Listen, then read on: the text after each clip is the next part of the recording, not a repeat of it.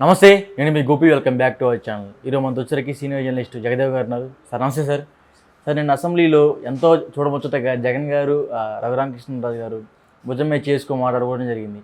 అంటే బయట టీడీపీ కానీ లేకపోతే జనసేన కార్యకర్తలు ఏమనుకుంటున్నారంటే మరలా రఘురామకృష్ణరాజు వైసీపీలోకి చేరబోతున్నారా అని ఒక ఊహాగానాలు ఉన్నారు. సో దీని మీద మీ అభిప్రాయం అండి? రఘురామకృష్ణరాజు గారు భుజాల మీద చేతులు వేసుకోలేదు, చేయి కలుపుకొని మాట్లాడుకున్నారు, షేక్ హ్యాండ్ లాగా. మరి భుజాల మీద అని మీరు అంటున్నారు. భుజాల మీద అనేది అది వేరే భావం వస్తుంది, బాగా మిత్రులు ఉండేవాళ్ళకి అలా ఉంటుంది. అయితే ఇక్కడ అందరికీ వచ్చిన డౌట్ ఏంటంటే, రఘురామకృష్ణరాజు గారు మొన్న గవర్నమెంట్ ఫామ్ అయిన తర్వాత ఉండి ఎమ్మెల్యేగా ఉన్నారు కాబట్టి, అటువంటి వ్యక్తి సిఐడి వాళ్ళ మీద కంప్లైంట్ చేశారు. సిఐడి వాళ్ళు తనని ఒక ఎంపీ స్థాయిలో ఉన్న వ్యక్తిని కూడా చిత్రహింసలు పెట్టారు, చాలా అరెస్ట్ చేశారు, చాలా పక్క రాష్ట్రాలు ఉంటే వాళ్ళకి ఇన్ఫార్మ్ చేయకుండా ఇక్కడికి వచ్చి చేశారు, రకరకాలుగా మనం వార్తలు చూసాం. సో అది రీసెంట్గా దాని కారకులు ఎవరు ఆదేశిస్తే ఇలా చేశారని దాని మీద ఆ సిఐడి బాస్ మీద మాజీ ముఖ్యమంత్రి జగన్మోహన్ రెడ్డి గారి మీద కూడా ఆయన కేసు పెట్టడం జరిగింది. సో అట్లా అంత పెట్టి మాట్లాడితే జగన్మోహన్ రెడ్డి గారి మీద విమర్శలు, షటైర్లు, ఆయన సొంత ఛానల్లో వ్యంగ్యాస్త్రాలు సంధించే RRR గారు రఘురామకృష్ణరాజు గారు వీళ్ళు జగన్ని పలకరించడం ఏంటా అనేది చాలా సందేహం వచ్చిన తర్వాత మేబీ సిఐడి విషయాలు కానీ లేదంటే జనరల్గా ఒక కుశల సమాచారాలు మాట్లాడుకున్నారా అని సందేహం వచ్చింది. ఎందుకంటే ఈయన నవ్వుతున్నాడు, ఆయన మాట్లాడారు. ఆ ఫోటో అయితే చూశాను నేను.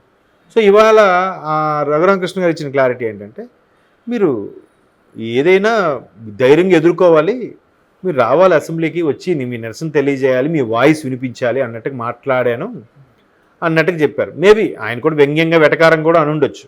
11 మంది ఉంటే ఆయన ఏమంత ధైర్యంగా రాగలుగుతాడో, ఆయన మైక్ ఎవరిస్తారు, ప్రతిపక్ష హోదా కూడా లేదు. బట్ రఘురామకృష్ణరాజు గారు అలా మాట్లాడాలని స్టేట్మెంట్ ఇవ్వడం అనే విషయం పక్కన పెడితే, రాజకీయ నాయకుడు అంటే అలాగే ఉండాలబ్బా.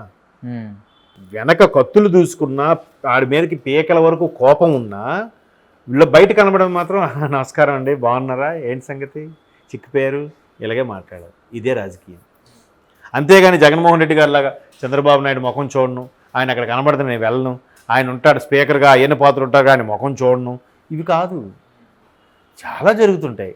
అవన్నీ పట్టించుకోకుండా రాజకీయ దృక్పథంతో వీడికి నాకు పర్సనల్ గ్రెడ్జెస్ లేవు, కేవలం ప్రజల కోసం చేసే పరిపాలనలో, ప్రజల కోసం జరిగే ప్లాన్స్లో, పథకాల్లో లోటుపాట్లు, హెచ్చుతగ్గులు ఉన్నప్పుడు ప్రతిపక్షాలు విమర్శిస్తారు. ఆ విమర్శ కూడా ప్రజలకి సంబంధించిన పథకాల కోసం, ప్రజలకు సంబంధించిన వాడు యొక్క కొన్ని మౌలిక సదుపాయాల కోసమే తప్ప వ్యక్తిగతం అయితే కాదు కదా.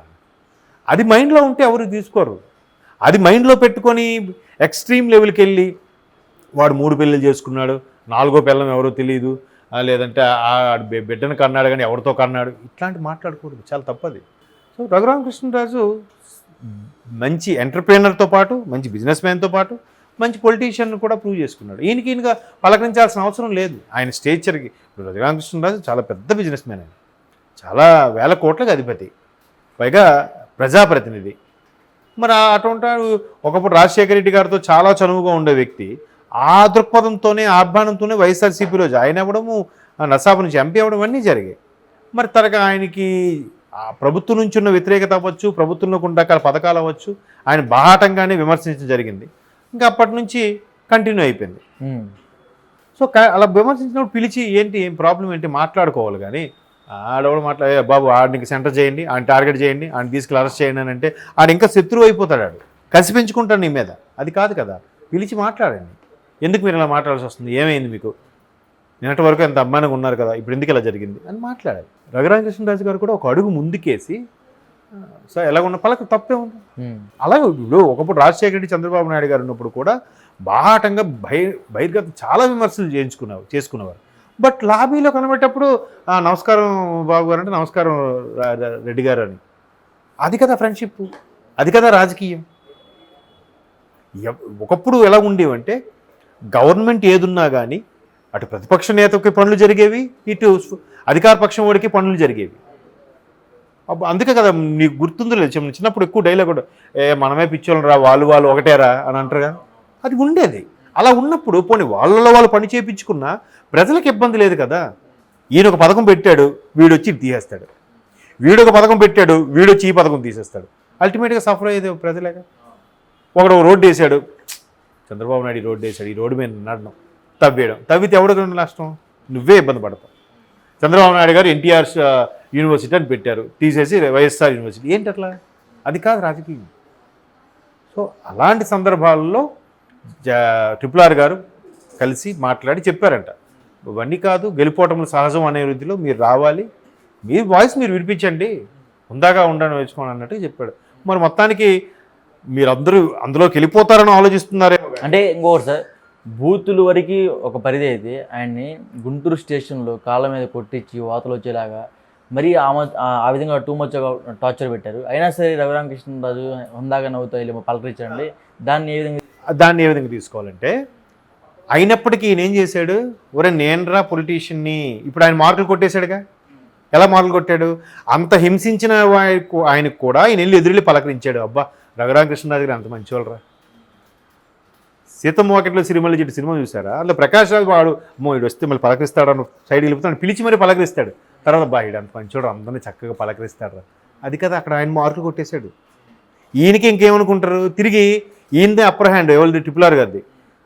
జగన్ ఒక మాజీ ముఖ్యమంత్రి పట్టుకుని నేను తిరిగి క్లాస్ పీకాను, ఎందుకురా నీకు ఆ పౌరుషం, నువ్వు అసెంబ్లీకి రా, చక్కగా ఉండు, నీ ప్రతిపక్షంగా ఉండు, లేదా ప్రజల తరపున నీ వాయిస్ వినిపించు అని చెప్పాను నేను అని చెప్పుకోవడానికి ఉంటారు కదా దీనికి. అప్పుడు అప్పర్ హ్యాండ్ ఎవరికి చెప్పండి? అది కదా రాజకీయం. అందుకు రఘురామకృష్ణరాజు అనే వ్యక్తి చాలా అటెన్షన్లో ఉంటాడు. ఆయన బయట ఉన్నప్పుడు కూడా ఆయన వైపు ఎక్కువగా మీడియా వాళ్ళకి కూడా ఫోకస్ ఉంటుంది. మీరు అబ్జర్వ్ చేశారో లేదో? మీకు ఇంకో సినిమాలో కూడా ఇది ఎగ్జాంపుల్ చెప్తాను. ఛత్రపతి సినిమాలో వాడిని ఫుల్గా రెచ్చగొట్టించి వచ్చే అధిష్టానం పెద్దని విడిచి కొట్టించేలా చేస్తాడు. అక్కడ కొట్టింది ఎవరు? వాడు. కొట్టించేలా చేసింది ఎవరు? కోట శ్రీనివాసరావు. అప్పుడు చెవి దగ్గరికి వెళ్ళి చెప్తాడు కదా, మీకు రాజకీయం రాదురా, రౌడీజం వేరు రాజకీయం వేరు, ఆవేశపడిపోతే పనులు అవ్వు అని చెప్తాడు. సో ఇక్కడ కూడా RRR గారు ఆ పరంగా ఈయన్నే అప్పర్ హ్యాండ్ లాగా ఉండి ఆయన క్లాస్ పని కూడా ఉన్నట్టు ఉంటుంది కదా. కాబట్టి అంత హింస పెట్టిన తర్వాత ఆయన వైసీపీలోకి వెళ్తాడనుకోవడం జరిగే పని కాదు, జరగదు. ఎందుకంటే దానికి కూడా ఆయన నరసాపురం ఎంపీకి ముందు ఫిక్స్ అయ్యిందన్నారు, తర్వాత ఏమి జరిగిందో తెలియదు. లాస్ట్ మినిట్లో బాబు గారు చెప్పి సజెస్ట్ చేసి ఉండి ప్లేస్ని ఈయనకి కేటాయించారు, ఇన్ని చూసాం. కాబట్టి అట్లా వెళ్తారని నేను అనుకోవట్లేదు. Okay sir, thank you.